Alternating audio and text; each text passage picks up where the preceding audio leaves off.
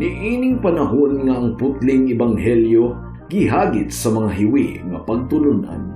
Kinahanglan mo barog ang mga tinunan ni Kristo sa pagpakigbisog sa paglaban sa pagtuo nga makausa ug alang sa tanang panahon gihatag sa Dios ngadto sa iyang katawhan. Maoy hinungdan nga namugna kining tulumanon ang putling ebanghelyo. 30 minutos nga pagsabwag sa tinuod nga ebanghelyo kauban ni Pastor Jeremias Hangad. Ang putling ebanghelyo tulumanon nga gihatod kaninyo sa Unidos Community Bible Fellowship sa Unidos Plaridel, Misamis Occidental.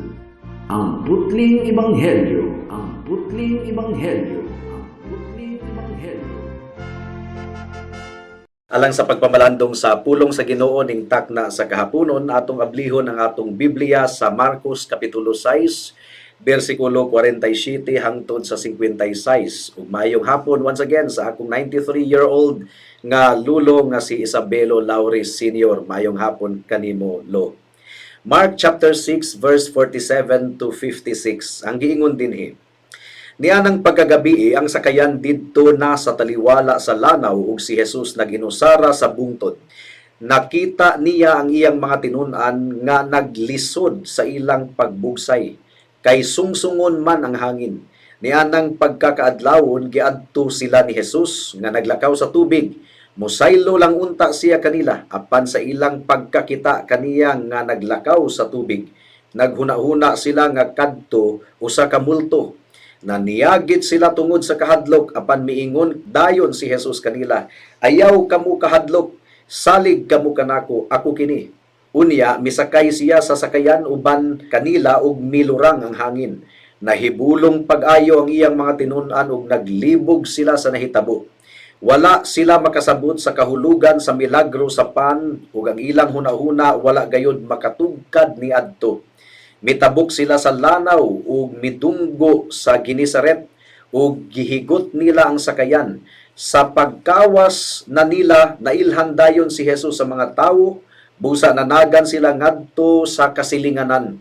Bisan asa nila madunggan nga atoa si Jesus, dadon nila ngadto kaniya ang mga masakiton nga naghigda sa ilang mga higdaanan.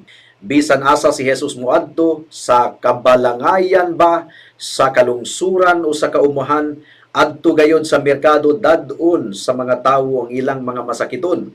Nagpakiluoy sila nga ang ilang masakiton pahikapon bisan lamang sa sidsid sa iyang bisti. Ug nangaayo ang tanan nga nakahikap kaniya. May the Lord bless the reading and meditation of His Word this afternoon. Sa versikulo 37 hangtod sa 44 mga kaigalaan, atong mabasa nga gipakaon ni Kristo ang 5,000 ka mga katawhan, wala pay labot ang mga babae ug mga bata. Ug gikan sila sa nagkalain-laing mga dapit, ug wala gayon sila tindahan nga mapalitan alang sa ilang pagkaon.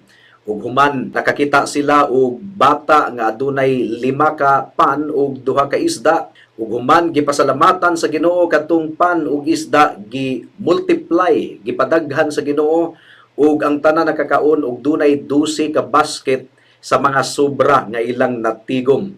Ug human nga gipakaon ni Kristo ang 5,000 ka mga katawhan, iyang gipugos pagpatabok ang iyang mga disipulo ngadto sa laing bahin sa dagat sa Galilea. Ug sa ilang pagtabok sa lawa sa Galilea, pila na ka oras nga nagbugsay ang iyang mga tinunan gumikan kay sungsungon man ang hangin. Aron lamang makatabok, galisod gayod sila.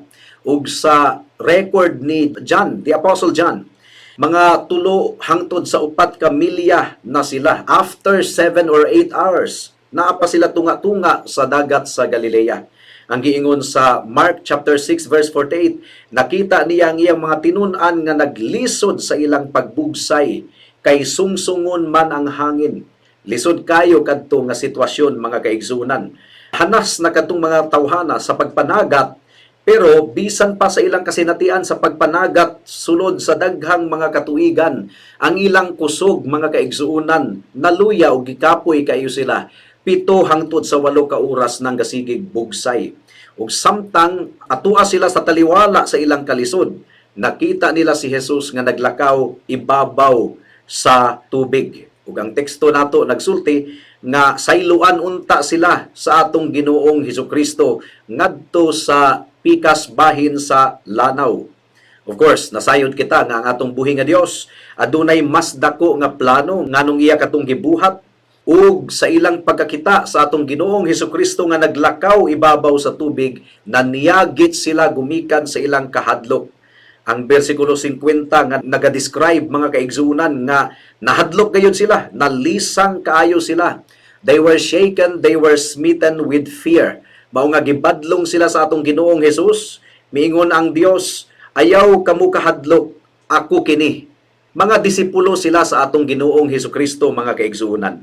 Mga magtotoo sila sa atong Ginoong Hesukristo. Ilang gibiyaan ang tanang mga butang aron lamang musunod sa atong buhi nga Dios. And yet, sa ilang pagsunod sa atong buhi nga Dios, miabot sa punto na nakabaton sila og kahadlok og pagduha-duha. Nalisang sila, nahadlok sila og nagduha-duha. Sa laing bahin, sa bersikulo 54 hangtod sa 56, adunay baga nga mga katawhan, nagkalain-laing matang sa mga katawhan, nga nagsunod-sunod kang Hesus bisag asa siya moadto. Tungod kay nasayod sila nga adunay mabuhat si Hesus alang kanila. Ilang gidala ang ilang mga masakiton ug gipahikap sa iyang biste ug silang tanan nangaayo. Pero nakita nato nga kini nga baga nga mga katawhan, mga dili kini magtotoo. Later, uban kini sila sa musinggit didto sa Jerusalem, ilansang siya sa krus. Kung atong basahon kini nga chapter, mura og dako kayo sila og pagtuo ug pagsalig sa gahom sa atong buhi nga Dios. Pero dili kayo sila tinuod nga magtotoo. Murag wala sila pagduha-duha sa mabuhat sa atong buhi nga Dios. Niini nga passage nga atong gibasa, pero dili sila tinuod nga magtotoo. On the other hand, ang kadtong mga tinuod nga magtotoo nga mga disciples sa atong Ginoong Hesukristo, nakabaton sila og pagduha-duha ug kahadlok ug kalisang sa ilang kasing-kasing ngano man nga murag baliktad man. Unsa man ay ang kalainan sa duha ka matang sa mga katawhan. Ang duha ka matang sa mga katawhan, ang mga disciples sa atong Ginoong Hesukristo ug ang bagang panon sa katawhan, aduna kuno sila'y pagtuo sa atong buhi nga Dios. Pero ang pagtuo ni adtong baga nga mga katawhan, peke nga pagtuo. Dili tinuod nga pagtuo, wala mulahutay. Apan ang pagtuo ni adtong mga disipulo, bisan pa og adunay kahuyangon, bisan pa og adunay kalisang nga gibati nila at times, nagpadayon mga kaigsuunan hangtod sa ilang kamatayon. So ning tagna sa kahaponon atong i-examine kini nga topic once again, ang tinuod nga pagtuo versus peke nga pagtuo. Adunay kalainan sa tinuod nga pagtuo ug peke nga pagtuo. Adunay kalainan sa sagbot ug trigo. Adunay kalainan sa kugon ug sa tanglad. Adunay kalainan bisan pa og on the surface. Pare-pareho ang ilang hitsura. Adunay tulo ka bahin ang atong pagpamalandong ning takna sa kahaponon. Una, ang pagtuo sa mga disipulo ni Kristo. Ikaduha, ang pagtuo sa bagang panon sa mga katawhan. Ikatulo, ang kinaiyahan sa tinuod nga pagtuo. Ang pagtuo sa mga disipulo sa atong Ginoong Hesukristo. Sama sa akong giingon kaganina, kini nga mga disipulo, ilang gibiyaan ang tanan mga kaigsuunan, aron lamang musunod sa atong buhi nga Dios. Si Pedro, si Andres, ug si Santiago, ug si Juan, gibiyaan nila ang ilang mga bangka, ang ilang mga sakayan, aron lamang musunod sa atong buhi nga Dios. Si Matthew, iyang gibiyaan ang iyang taas kayo nga posisyon isip kubrador sa buhis aron lamang musunod sa atong Ginoong Hesukristo. One by one gitawag sa Ginoo ang iyang 12 ka mga apostoles. Ug katong mga apostoles sa atong Ginoong Hesukristo giprotektahan sa atong buhi nga Dios. Except kang Judas, gumikan kay si Judas sukad pa sa sinugdanan, wala man gyud siya tinuod makabig sa atong buhi nga Dios. Nagampo ang Ginoo alang sa iyang mga tinunan. John 17 verse 11 and 12. Bala ang amahan, bantayi sila diha sa gahom sa imong ngalan. Ang ngalan nga imong gihatag kanako aron sila mausa ingon nga ikaw ug ako usa lamang. Samtang ako uban pa kanila, gibantayan ko sila, pinaagi sa gahom sa imong ngalan, ang ngalan nga imong gihatag kanako. And yet, in this passage, mga kaigsuunan, nakabaton sila og tumang kalisang og kahadlok og pagduda. Gani ang atong teksto sa Marcos Kapitulo 6, versikulo 52, giingon dinhi, apan gipagahi ang ilang kasing-kasing. Ang pangutana, kinsa man ang gapagahi sa ilang kasing-kasing? Kinahanglang makatuna nato ang duha ka kalainan sa pagpagahi sa kasing-kasing sa mga katawhan. Gumikan kay duna pud kitay mabasa sa Biblia nga gipagahi sa Ginoo ang kasing-kasing sa mga katawhan isip usa ka paghukom. Usbon ko, duna tay mabasa sa Biblia nga gipagahi sa Ginoo ang kasing-kasing sa mga katawhan isip usa ka matang sa paghukom. Ang tawag niini mga kaigsuunan, judicial hardening. Pagpagahi resulta sa paghukom sa Ginoo kanila. Gumikan kay sulod sa dugayng katuigan, gipagahi nila ang ilang kasing-kasing, gihukman na hinuon sila sa Ginoo ug misamot na hinuon og kagahi ang ilang kasing-kasing. Gipagahi na hinuon sa Ginoo. They've been hardening their hearts for so long, and now God hardens their heart as a form of judgment, judicial abandonment or judicial hardening. Ang example niini mga kaigsuunan, ang gahi nga kasing-kasing ni Faraon, hari sa Ehipto. Sa Exodus Kapitulo 7, versikulo 13 hangtod sa 14. Ang giingon diri, nagmagahi ang kasing-kasing ni Faraon, ug wala gayud siya mamati kang Moises ug kang Aaron sumala sa gisulti sa Ginoo. Unya ang Ginoo miingon kang Moises, gahi ang kasing-kasing ni Faraon ug dili niya palakton ang mga tawo. So gipagahi ni Faraon ang iyang kasing-kasing. Exodus 8:15, sa pagkakita sa hari nga naarang-arang na ang ilang kahimtang, gipagahi niya ang iyang kasing-kasing ug wala na mamati kang Moises ug kang Aaron sama sa gipasidaan sa Ginoo. Exodus chapter 8 verse 32, apan gipagahi pag-usab sa hari ang iyang kasing-kasing ug wala niya palakta ang mga tao. So, gipagahi kanunay ni Faraon ang iyang kasing-kasing. Busa gihukman siya sa Ginoo sa Exodus 9:12. Ang Ginoo na mismo ang nagpagahi sa kasing-kasing ni Faraon. Apan gipagahi sa Ginoo ang kasing-kasing sa hari ug wala niya palakta ang katawhan sama sa gipasidaan sa Ginoo kang Moises. Busa higala kung ikaw ang matang sa tawo nga sulod sa daghang mga katuigan, gipagahi nimo ang imong kasing-kasing dili ikaw maminaw og tambag gikan sa pulong sa Ginoo. Imong gibaliwala ang mensahe sa ebanghelyo. Hadlok mga kaigsuunan kay basin ug moabot ang takna nga pagahion na gayon og samot sa Ginoo ang imong kasing-kasing isip paghukom niya kanimo nga nagpagahi sa imong kasing-kasing sulod sa daghang mga katuigan. Those who continue in unbelief, moabot ang panahon nga mas palibugon pa sila sa Dios ug mas mugahi pa ang ilang kasing-kasing. Dili kini komedya mga kaigsuunan. Ang giingon sa ikaduhang Tesalonica Kapitulo 2, versikulo 10 hangtod sa 12. Gamito niya ang tanang paagi aron malimbungan ang mga laglagunon. Pagalaglagon sila kay wala man nila dawata og higugmaa ang kamatuoran. Kung gibuhat pa nila kini, maluwas unta sila. Tungod niini gipadad-an sila sa Dios og dakong kalibog. Aron mutuo sila sa bakak ug aron kasilutan ang tanan nga wala mutuo sa kamatuoran apan nagpatuyang hinuon sa pagpakasala. Nakuha ninyo mga kaigsuunan? Nakita ninyo? Hadlok di ay kaayo ang usa ka tawo nga nagpadayon sa pagpagahi sa iyang kasing-kasing kay moabot ang takna nga ang Dios na gayud mismo ang musamot sa pagpagahi sa ilang kasing-kasing ug wala nay paglaom pa. Higala na sayod ikaw nga ang imong dalan layo ug sukwahi sa kabubuton sa Ginoo. Nasayod ikaw nga ang imong gialagaran dili ang Dios kundi si Satanas. Paghinulsol higala, undangi sa pagpagahi ang imong kasing-kasing ug hunahuna ug dangop kang Kristo uban sa dakong pagpaubos. Kay basin ug moabot kanimo kining warning sa Biblia nga ang nagmagahi isamot sa pagpagahi sa atong buhi nga Dios sa ilang kasing-kasing. Well, alang sa mga katawhan sa Ginoo, may mga times nga mugahi usab ang kasing-kasing apan hampakon sila sa Dios aron sila maghinulsol.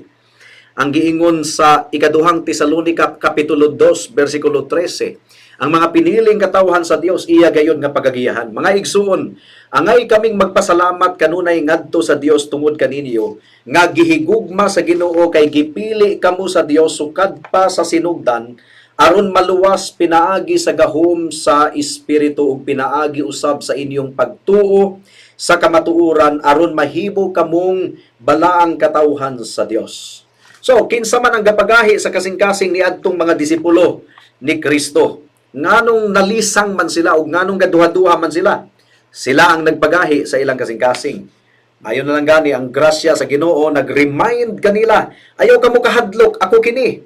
Gipagahi nila ang ilang kasing-kasing. Nasaksihan nila ang milagro sa pagpadaghan ni Kristo sa tinapay. Napakaon ang 5,000, wala pa'y labot ang mga bata o mga kababaihan.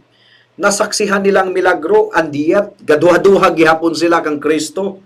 So, sa may tawag niya na, gipagahi nilang ilang kasing-kasing. Ang mga Kristohanon magbantay gihapon nga dili nato dudahan ang atong buhi nga Dios. Dali ra kaayo nakalimot ang mga tinun-an ni Kristo. Nalimta na dayon nila ang milagro nga bag-o pa lang nilang nasaksihan.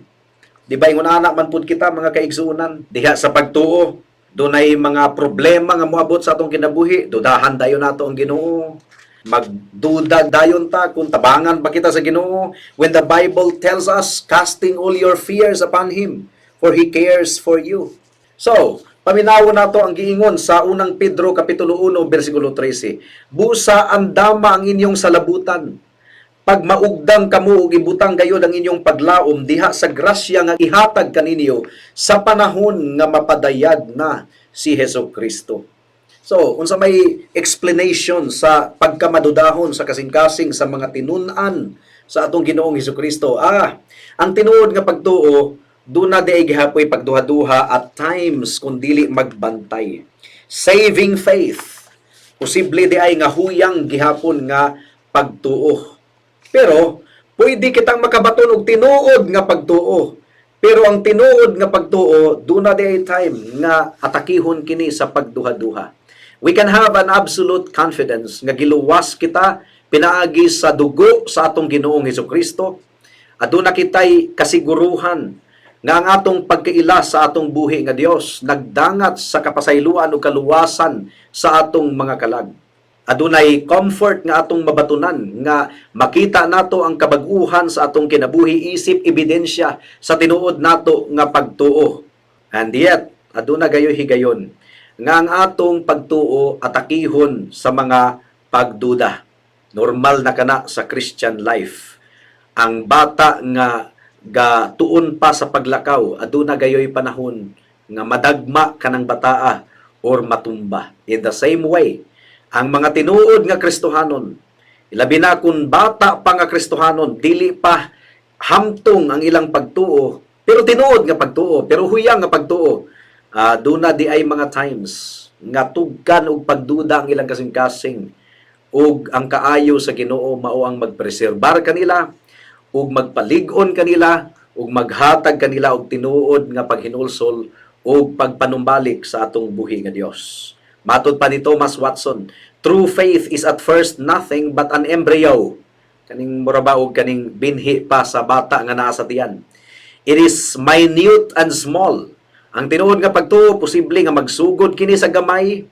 Aduna pa kunoy mga pagduda, aduna pa'y mga temptasyon, aduna pa'y mga kahadlok. Magsugod kini sa mga kahuyangon, apan malig-on kini sa madugay ug madali, gumikan sa pagkamatinud-anon sa atong buhi nga Dios.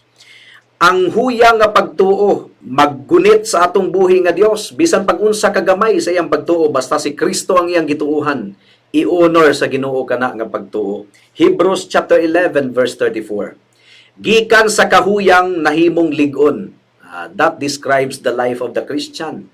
Ikaduhang Korinto 12:10. Tungod ni Kristo gikalipay ko ang mga kahuyang, mga panamastamas, mga kalisdanan, mga paglutos ug mga kakulian, kay kun huyang ako, lig-on hinuon ako. Matinud-anon ang atong buhi nga Dios. Ikaduhang punto, ang pagtuo sa bagang panon sa katawhan. Kung atong basahon ang atong teksto karon, murag yun og kusog kayo ang ilang pagtuo, murag lig-on gayud kaayo. Gi-recognize nila ang atong Ginoong Hesukristo, na ilhan nila si Kristo, gusto nilang musunod kang Kristo bisag asa moadto si Hesukristo. Madasigon gayud sila. Nangumbida pa sila sa ubang mga katawhan, bisan pag mubiyahe sila layong dapit, musunod lamang sila kang Kristo. Ang giingon sa bersikulo 55, busa nanagan sila ngadto sa kasilinganan, bisan asa nila madunggan nga tuwa si Jesus, dad-o nila ngadto kaniya ang ilang mga masakiton nga naghigda sa ilang higdaanan. On the surface, mga kaigsuonan, murag encouraging tanawon kining mga tawhana nga dasig gayo sa atong buhi nga Dios. Unsa may problema ning ining baga nga panon sa katawhan? Ang problema nila, wa gyud sila na attracted sa atong Ginoong Hesukristo sa iyang pagka-Dios, pagkabalaan ug pagka-Mesiyas. They were only attracted by what Jesus Christ could do to them. Ganahan lang sila kang Kristo, gumikan kay duna sila'y mga panginahanglanon nga matagbo sa atong Ginoong Hesukristo. Wala sila misunod kang Kristo, gumikan kay nakita nila ang iyang kahimayaan. Misunod sila kang Kristo, gumikan kay aduna sila'y mga kinaugalingon nga mga panginahanglanon. Selfish ang ilang rason sa pagduol sa atong Ginoo. Juan Kapitulo 6, versikulo 26. Mo kini nga panghitabo, gidescribe ni Juan. Si Jesus mitubag, sultihan ko kamo, nangita kamo kanako, dili tungod kay nakasabot kamo sa mga milagro nga akong nahimo, kundili tungod kay nakakaon man kamo sa panog nga busog. So gi-expose sa Ginoo ang ilang mga motibo. Adunay mga tawo nga muduo lamang ni Kristo, dili gumikan kay nakita nila nga sila makasasala, ug si Kristo lamang ang makaluwas kanila. Ang dugo nga giula ni Kristo kang iyang pagkabalaan mao ang magtabon sa ilang mga sala. Dili na mo ilang tumong sa ilang pagduol kang Kristo. Miduol sila kang Kristo alang sa panginahanglanon sa kwarta ug sa bugas. Now, in some ways, mura og lig-on pa ang ilang pagtuo kaysa pagtuo sa mga disciples. But in the end, musinggit sila nga ilansang si Kristo sa krus. Niadtong nagwalin na si Kristo sa pagtulunan nga bugat, nga nagsulti kanila nga maghinulsol og biyaan ang ilang kasalanan. Wala na. Wala na sila ganahi ni Kristo. Human niini mitabok si Jesus sa lanaw sa Galilea, misunod kaniya ang daghan kaayong mga tao kay nakita man nila ang mga milagro sa iyang pag-ayo sa mga masakiton. So, milagro ra ang ilang giapas, mga kaigsuunan. Pero niadtong nagsulti na si Jesus nga kinahanglan talikdan ang sala aron musunod kaniya, unsay giingon sa bersikulo 66, tungod niini daghan sa mga tinun-an ni Jesus ang mibiya ug wala na gayud mukuyog kaniya. And again, nakita nato kini sa John chapter 8 verse 30 hangtod sa 32. Ang giingon ni Jesus, busa miingon si Jesus sa mga nanuo kaniya, kung tumanon ninyo ang akong pagtulunan, tinuod gayod nga kamo akong mga tinunan. Mahibalo kamo sa kamatuuran ug ang kamatuuran maghatag kaninyo kagawasan. Kay kining mga tawhana nag-angkon nga magtutuo kuno sila ni Kristo. Ang giingon ni Kristo, kung tinuod mo nga nanuo nako, kinahanglang magpadayon kamo. Magpabilin kamo sa akong pulong. Pero at the end of this chapter, unsa may gibuhat nila kang Kristo, human nga madunggan nilang bugat nga pagtulunan ni Kristo. Ang giingon sa bersikulo 59, ug namunit sila mga bato aron ilang batuon si Jesus, apan mitago siya og mibiya sa templo. Mga kaigsunan, muni ang Kristyanismo diri sa Pilipinas, ug sa nagkalain-laing dapit sa tibuok kalibutan. Ang mga tawo miduol sa Ginoo dili gumikan sa kasalanan nila nga nabugatan sila, no, ka-enjoy sila sa ilang sala. So, dili na mo hinungdan nganong miduol sila kang Kristo. Ang hinungdan nganong miduol sila kang Kristo, kay doon na sila'y panginahanglanon nga tagbuon sa atong Ginoong Hesukristo. So, ang ilang pagsimba, dili tungod kay nagpaubos sila o nagpasakop sa kabubuton sa Ginoo. Ang ilang pagsimba, gumikan kay doon na sila'y mga gipangayo sa Ginoo, mga panginahanglanon, selfish. They do not worship God because they understand nga ang Dios takos pagasimbahon. Dili na mo'y motibo sa ilang kasing-kasing. Ang motibo sa ilang kasing-kasing aron matagbo lamang ang ilang mga gikinahanglan. Mudangat na kita sa ikatulong punto. Unsa man day ang kinaiyahan sa tinuod nga pagtuo. Mga kaigsunan, ang tinuod nga pagtuo nakasabot sa problema sa sala. Ang bagang panon sa katawhan, miduol kang Hesus, dili gumikan kay nabugatan sila sa ilang sala, kundili gumikan kay aduna sila'y panginhanglanon nga natagbo sa atong Ginoong Hesukristo. Pero wala gayoy rason nga miduol sila kang Kristo gumikan kay nakita nila nga sila makasasala o si Kristo lamang ang manluluwas, dili na mao'y rason. Pero ang tinuod nga pagtuo mga kaigsuunan, nasayod nga ang tanan nakasala ug nakabsan sa himaya sa Dios. Kinahanglan nga mapasiguli ang atong kalag sa atong buhi nga Dios, gumikan kay kaaway kita sa Ginoo, nakailalom kita sa tunglo sa Dios, gumikan sa atong pagkadautan o gumikan sa atong sala. Ug ang tanang mga katawhan nga tinuod nga nagtuo, muduol sila kang Kristo, gumikan kay buot nila nga masolusyonan ang ilang problema sa sala. Ug nakita nila ug nagtuo sila nga ang solusyon sa problema sa sala, ang dugo lamang ug pagkabalaan ug pagkamatarong sa atong Ginoong Hesukristo. Now, ang bagang panon sa katawhan nga kasunod-sunod ni Kristo, wala gayod makabaton ni ini nga rason. Apan ang tinuod nga pagtuo, nakita nila nga si Kristo bililhon kaayo sa nga tanan. Paminawan ninyo ang gitubag ni Pedro, gumikan kay bitalikod naman ni Kristo ang bagang mga katawhan. Ang giingon ni Kristo, tungod niini daghan sa mga tinun-an ni Jesus ang mibiya ug wala na gayud mukuyog kaniya. Busa miingon siya sa 12 ka tinun-an, ug kamo mubiya ba usab kamo kanako? Si Simon Pedro mitubag kaniya, Ginoo, kinsa may among kapaingnan? Anaa kanimo ang pulong nga naghatag og kinabuhing walay katapusan. Nagtuo kami og nasayod nga ikaw mao ang balaan nga mianhi gikan sa Dios. You see, ang tinuod nga panginahanglanon nga nakita ni Pedro, kinabuhing walay katapusan. Nasayod si Pedro nga siya makasasala ug ang kinabuhing walay katapusan dili niya mabatunan sa iyang pagkabuutan kundi sa pagkamatarong ug dugo sa atong Ginoong Hesukristo. Christianity is about finding the greatest treasure of all, bililhon nga kabtangan, ang kaluwasan gikan sa atong Ginoong Hesukristo. Kining mga baga nga panon sa katawhan, musinggit sila, ilansang si Kristo dito sa cross. Nakita nato na niadtong miaging semana, dasig sila sa mubo nga higayon. Apan, kung makita nila nga si Kristo hari nga adunay gisugo kanila nga buhaton, talikdan ang sala ug mga lagad kang Kristo ug musunod kang Kristo, mawada na sila og gana sa atong buhi nga Dios. Kaysa tinuod lang sila ang ilang Dios. Ang ilang kabubuton nga buhaton mao ang ila ang gustong buhaton. Apan ang tinuod nga pagtuo andam nga isalikway ang tanan aron mosunod sa atong Ginoong Hesukristo. So encouraging mga kaigsunan, bisag unsa pa kahuyang ang pagtuo sa mga disciples, tinuod kadto nga pagtuo. Adunay mga pagduda pero mitubo sila. Naghinulsol sila gikan niadto nga mga kahuyangon ug makita nato eventually nalig-on ang ilang pagtuo, nagpadayon hangtod sa ilang kamatayon. Mao kana ang ilhanan sa tinuod nga pagtuo, nagpadayon mga kaigsuunan. Apan ang peke nga pagtuo dili gayud magpadayon.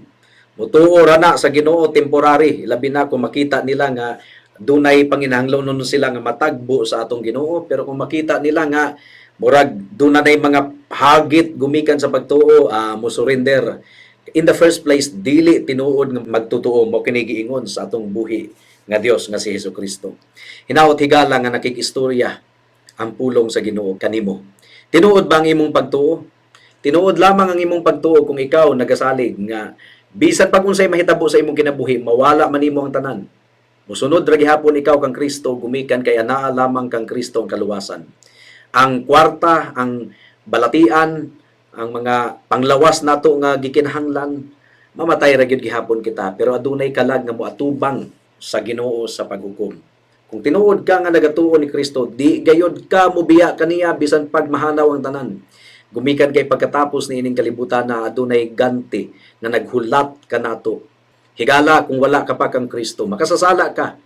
Nailalom ka sa tunglo ug kapungot sa Dios, pero matangtang ka na nga kapungot ug kasuko. Kung mosalig ikaw kang Kristo, ang dugo ug ang pagkamatarong ni Kristo igo na alang sa imong kaluwasan. Gisalo na ni Kristo ang tanang tunglo sa sala ug kapungot didto sa cross sa Kalbaryo. Kung mosalig ka kaniya, wala na itong lupa nga nahabilin alang kanimo.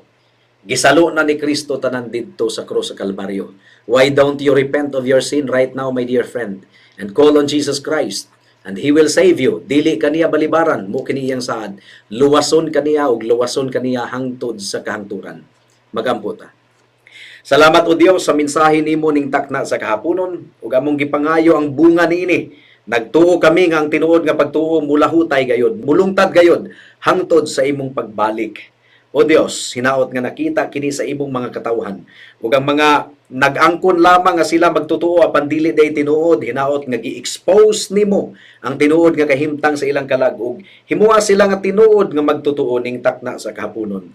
This we pray in Jesus name. Amen.